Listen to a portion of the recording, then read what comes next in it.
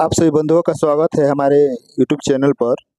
यदि आप हमें YouTube चैनल पर देख रहे हैं तो हमारे चैनलों को सब्सक्राइब कीजिए।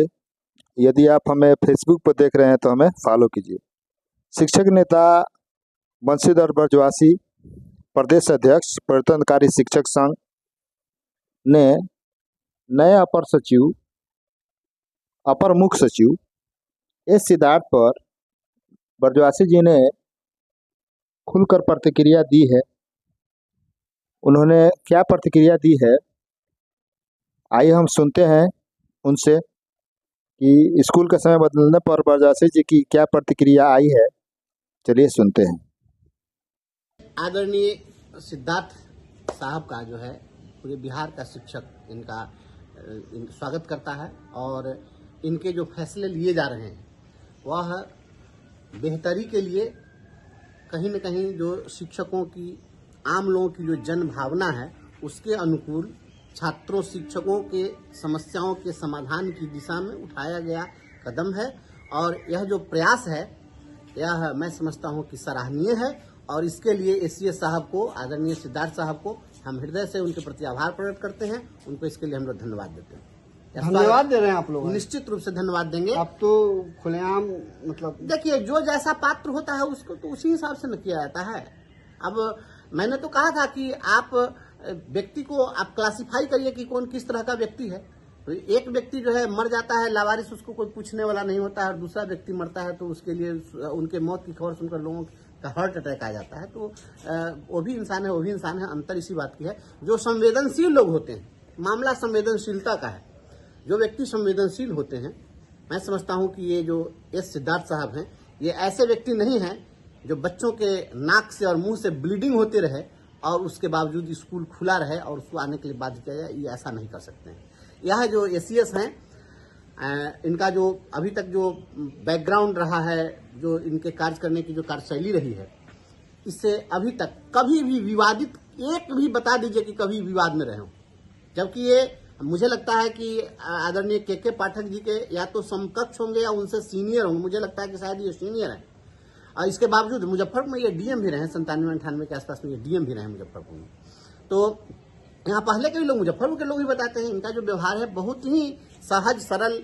और आप सोचिए ना कि अभी तक कौन सा एसीएस ऐसा व्यक्ति आया है शिक्षा विभाग में जो आम जन वहां पर जाए तो फरियादियों के बीच आकर के उनकी समस्या को सुनने के लिए चला। आप देखें ना कि खुद जाकर के जो फरियादी लोग वहां वेटिंग रूम में बैठे हुए थे, वहां पर जाकर के इन्होंने लोगों से बात की, उनकी समस्याओं को सुना।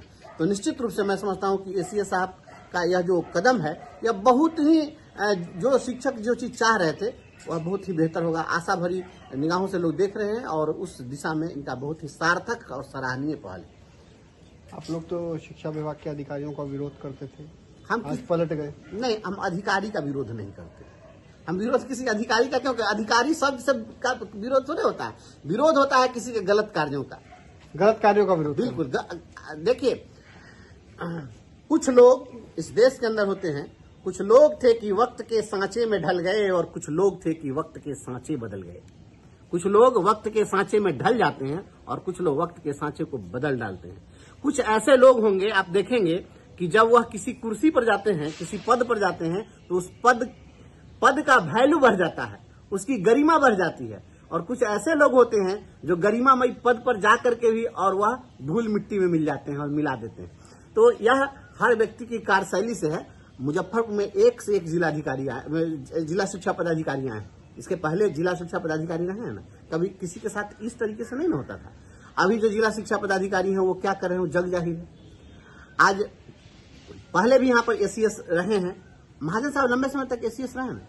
कितने सहज लोग थे, हम लोग के साथ बैठते थे, बात करते थे और स्वयं वह कहते थे कि आप लोगों को सिस्टम है, हम लोग सिस्टम के अंग हैं, तो आपको जीवन भर सिस्टम के साथ आप लोगों को लड़ना ही पड़ेगा।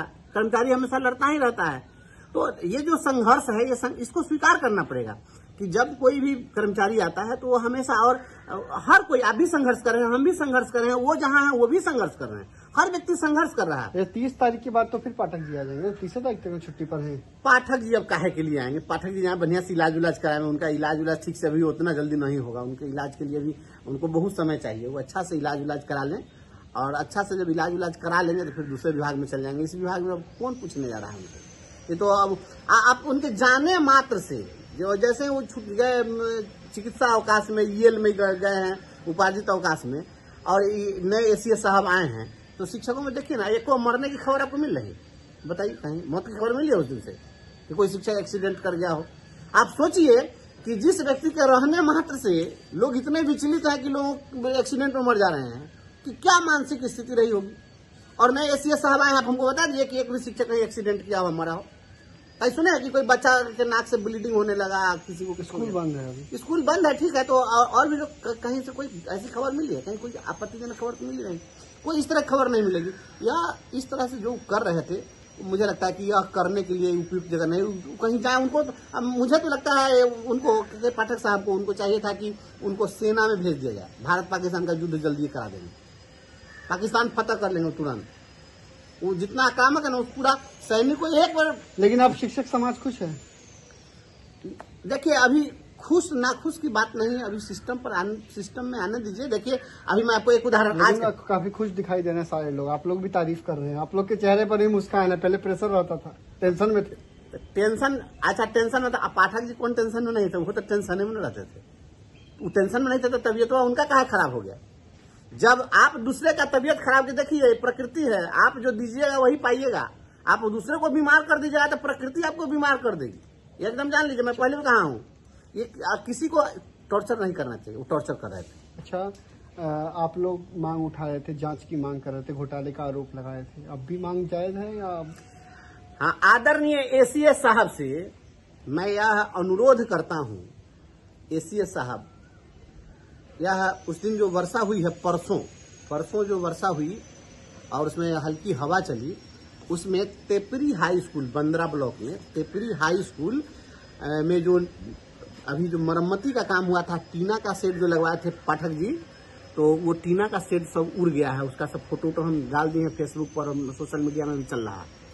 तो हम नए एसीएस साहब से हम मांग करते हैं कि ठीक है, वो भी आपके कलीग हैं आदरणीय पाठक जी, और वो भी एसीएस हैं, रहेंगे, तो आप उन पर सीधे तो कार्रवाई नहीं कर पाएंगे, लेकिन जिलों में जिस तरीके का नंगा नृत्य किया गया है पदाधिकारियों के द्वारा, आज जिस तरीके से ये घोटालों का खेल हुआ है, अभी मैं विशेष नहीं बताऊंगा। मुजफ्फरपुर में तो हाई लेवल कमेटी बन गई है, जांच होने वाली है। अब मुजफ्फरपुर में जो जांच होगी वो जांच देखिएगा, और इस जांच घोटाले का पोल खुलेगी के पाठक के जाते हैं। हम बोल दिए थे, हम पहले ही बोले हैं कि मेहंदी रंग लाती है सूख जाने के बाद। क्या ऊपर से ऑर्डर आदेश आ गया है कि? ऊपर से नहीं आया है, सब नीचे ही से आया है, लेकिन उसमें जब छोटी मछली फंस जाएगी, तय है फंस जाना है, तो जब छोटी मछली फंसेगी तो बड़ी मछली भी नहीं बचेगी।